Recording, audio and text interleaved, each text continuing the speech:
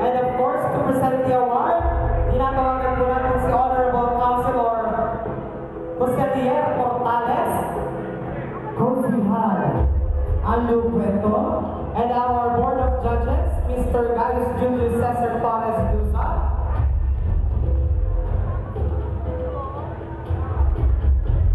Miss Lyras, PPSK Lyras Samarin.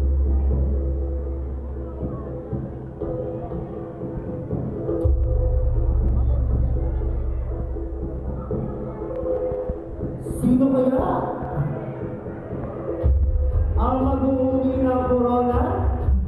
Of course, our winners will receive a sash, a crown, a bouquet, and a teddy bear.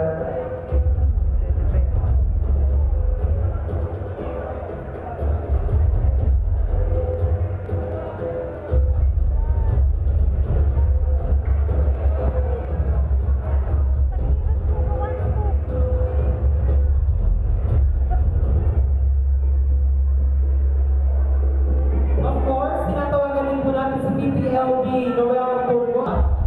Partner, excited na ako malaman kung sino.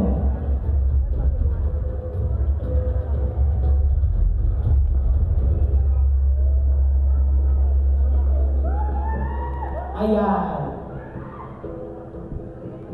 Ito na ang ating pinakahihintay ngayong gabing ito. Malalaman na natin kung sino nga ba ang tatanghalin.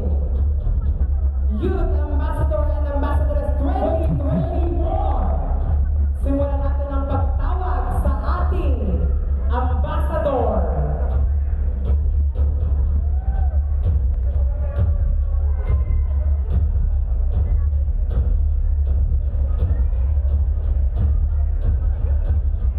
Of course, our youth ambassador will receive a sash, a crown, a teddy bear, a cash worth 10,000 pesos, and of course, a dinner. Dinner for two at D-Side Resto Bar.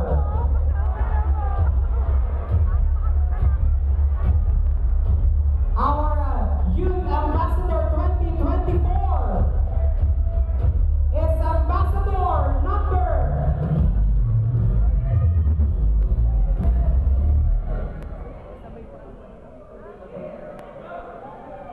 Wait lamang po ba para makasigurado tayo?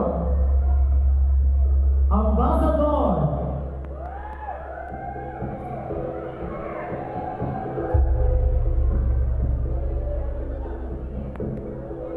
Yes, partner, pasalamatan mo tayo ng ating minamahal na Mayor, Mayor Pilipina, Grace and Amelia for staying up until now para talaga masaksihan kung sino ang nauna-unahang tatanghalin Youth Ambassador and Ambassadors. Maraming salamat po. Okay, partner, huwag na natin patagalin. Our Youth Ambassador for tonight is Ambassador number